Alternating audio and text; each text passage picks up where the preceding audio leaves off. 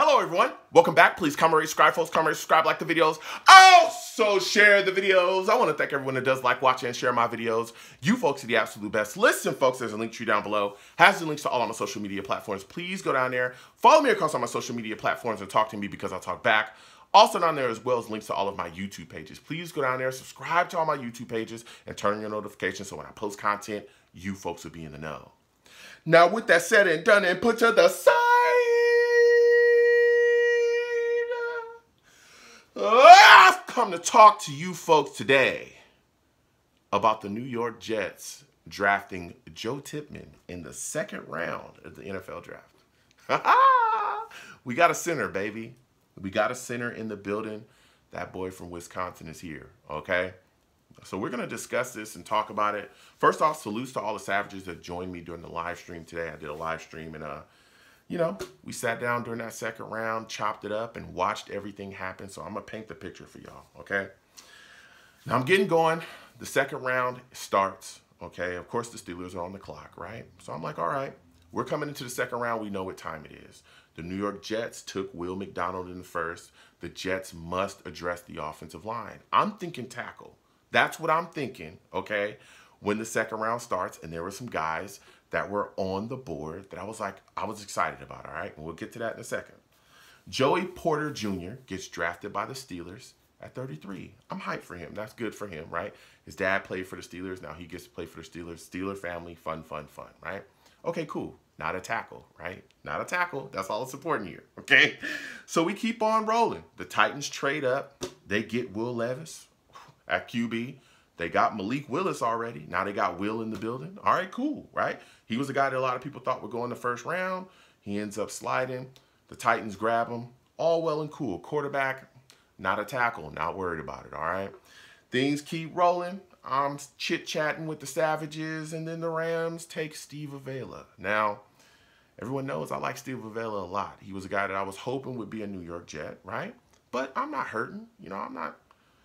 I'm not down bad. I know he's going to be a good center guard, whatever they decide to play, play him out there, with the Rams. Good luck to him. Board continues to slide, continues to fall. And then we see the Atlanta Falcons grab Matthew Bergeron, okay, at 38. And I'm like, okay, cool, right? That's fine. Because there are other tackles on the board still. Not only other tackles, but other centers too. Some really good talent. And I'm like, whoa, okay, let's see what's happening. Things continue to flow. Cardinals grab B.J. Ojulari at 41. And I'm like, whoa, wait a minute here. That boy's a linebacker, all right? Now we sitting here, right? 42nd pick is coming. The Packers are on the board. Cody Mauch still there, okay? Dawad Jones still there. I'm like, oh, man. The New York Jets, we in business.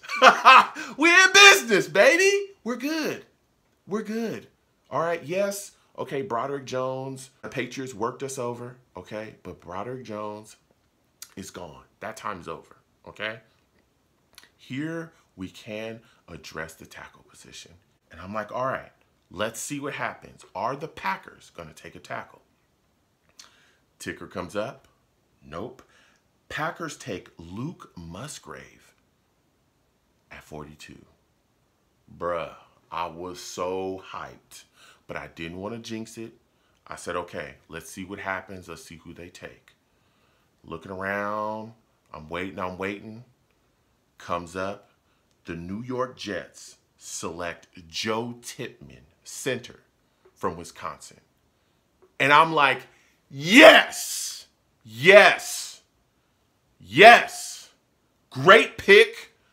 I'm ready to go. I'm excited for this guy. I like what he brings to the table. Okay, I liked it.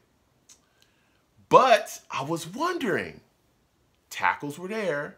Everyone knows there's a lot of uncertainty surrounding the New York Jets tackle position. And there was tackles there, and Joe didn't take them. I love the Joe Tippmann pick. Love it. And we're going to get into him in a second. But this situation, it told me something. And we're going to get to that in a second after I talk about Joe Tippmann. It told me a little something, all right? Now, I want to get y'all thoughts on this. Now, when you look at Joe Tippmann, right, before we brought back Connor McGovern and we signed him to a one-year deal, $1.9 million, all right? So he's back in the building. Before we brought him back in, center was a gigantic hole here. Everyone knows how I feel about Connor McGovern, though. Not the biggest fan, okay? I didn't think he was very good for us last season. And him coming back at the time, you know, was a huge hole. Him coming in and fill a veteran center, all right, cool, right?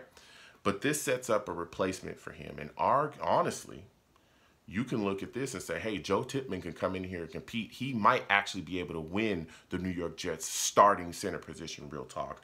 This dude is a monster, okay? 6'6", 313. And he's not just like some big old loafing guy. No, he's a guy that can move. He can, you know, he's got some good feet to him. He's athletic. He can get around. He pulls very well as an offensive lineman. He can get things done. He's a guy that really fits our offense, and he's powerful and strong, man. I'm talking strong. He's going to absolutely be destroying people up front, all right? I'm telling you, he's going to be something really solid for the New York Jets along our offensive line. No issues there with the pick. Love it. John Michael Schmitz was there, too. Everyone knows I like John Michael Schmitz as well, but I'm fine with Joe Tippmann, all right? But then you look at the tackle position. And I say to myself, passed on Cody Mauch, who ended up going to Tampa Bay. Dawad Jones, you know what I'm saying, was there as well. This tells me that Joe Douglas, Robert Saleh, the rest of the staff is comfortable with what we have here at tackle. Now, there was big questions about Dwayne Brown. He dealt with an injury last season. We all saw him play through it, but he didn't play very well. He did miss some games as well.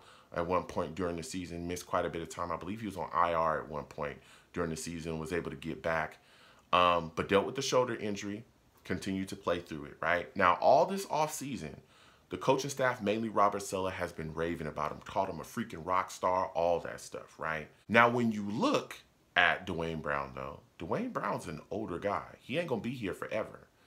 Now, they passed on two guys that could have replaced him. So you start to wonder, what's going on here, right? Then you look at the right side, and there's a boy over there called Mekhi Becton. I like him a lot. I'm a big Mekhi Becton fan.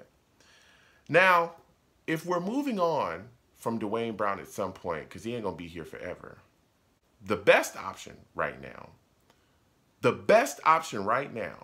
to move on from Dwayne Brown as far as left tackle, the best option that's on the roster is Mekhi Becton.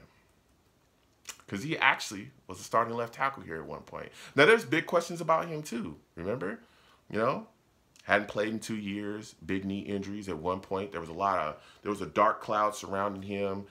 You know, came back from the knee injuries. People talking about how he was out of shape, lack of motivation.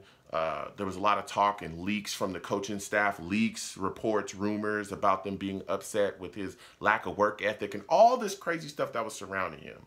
We have seen, I'm talking physically been able to see Mekhi Becton and his transformation, you know, this offseason, because he's been posting pictures left and right of himself in the gym, working hard. You can see the results. Literally, you can see them. He's slim, trim, and in shape.